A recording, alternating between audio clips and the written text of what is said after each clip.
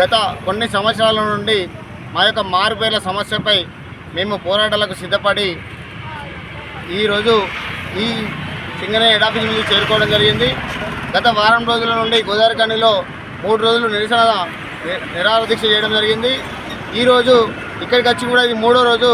ఇప్పటివరకు కూడా మాకు ఎలాంటి హామీలు ఇవ్వకపోవడంతో ఈరోజు ఆమరణ నిరాహార దీక్షకు సిద్ధమై ఈ రోడ్డు పైన ఇలాంటి భిక్షాటన కూడా సిద్ధమై మాకు ఎలాంటి హామీ వచ్చేంతవరకైనా ఇక్కడ నుంచి లేవమని చెప్పేసి మేము చెప్పడం జరుగుతుంది.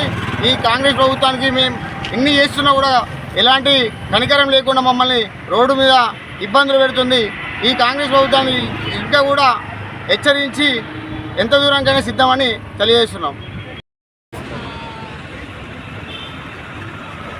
మేము గత వారం నుంచి ఆజీవన్ జీఎం ఆఫీస్ ముంగట కూడా నిరసన తెలియజేస్తూ సింగరేణి మారుపేర్ల సమస్యను పరిష్కరించండి అని మేము అటు జీఎం ఆఫీసులో కానీ లేకపోతే ఇదే కొత్తగూడెం హెడ్ ఆఫీస్ వద్దకు పాదయాత్రతో కానీ అనేక రకాలుగా మా ఉద్యమాన్ని కొనసాగిస్తున్న సందర్భంలో ఎలాంటిది కూడా ఇప్పటి వరకు స్పష్టత మాకు ఉద్యోగ నియామక పత్రాలు ఎలా ఇస్తారనేది కూడా ఇప్పటి వరకు లేని పక్షంలో ఏదైతే ఈరోజు 14వ తారీఖు రోజున ఉదయం 10 గంటల నుంచి కూడా ఏదైతే మేము దీంట్లో ఉన్నటువంటి బాధితులందరం కూడా 11 ఏరియా బాధితులందరం కూడా ఆమరణ నిరాహార దీక్షలకు సిద్ధమై ఈరోజు 10 గంటల నుంచి ఇక్కడ కూర్చోవడం జరిగింది.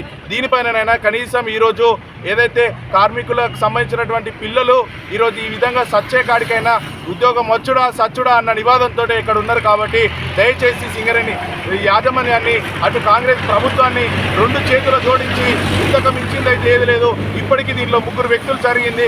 దీంట్లో ఒకవేళ ఎవరికి ఏమైనా ఒకవేళ కళ్ళు తిరిగి పడిపోయినా లేకపోతే ఎవరు ఏ విధంగా ఒకవేళ ఏమన్నా అనుకోరాని పరిస్థితులు ఏమన్నా జరిగితే దానికి ఖచ్చితంగా కాంగ్రెస్ ప్రభుత్వమే దానికి బాధ్యత వహించాలి. ఈ సింగరేణి యాజమాన్య ఖచ్చితంగా బాధ్యత వహిస్తుందని చెప్పేసి తెలియజేస్తున్నాము. ఎలాంటి ఏ ప్రాణాలు పోకముందుకు ఈ ఆమరణ నిరాహార దీక్ష ఇప్పుడు ఈరోజు ఉదయమే మొదలైంది. కాబట్టి దయచేసి మా ఉద్యోగ నియామక పత్రాలు మా చేతిలో పెడితేనే మీ యొక్క ఆమరణ నిరాహార దీక్షను విరమిస్తామని చెప్పేసి తెలియజేసుకుంటూ మీకు 2 చేతులు జోడించి మాకు ఉద్యోగాలు ఇవ్వాలని కోరుతున్నాము.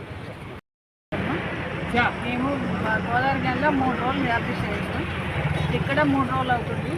ఏ ప్రభుత్వం మమ్మల్ని అసలు వస్తలేదు, మద్దతు తీసుకొస్తున్నారు కానీ ఎవరు ఏమీ మాకు తెలియదు. ఈ జాబులు మా పిల్లలకి సింగరేణి జాబులు వచ్చే వరకు ఇక్కడ నుంచి కదలేదు లేదు. మేము మా ప్రాణాలు పోయినా కానీ మేము ఇక్కడ నుంచి కదలం.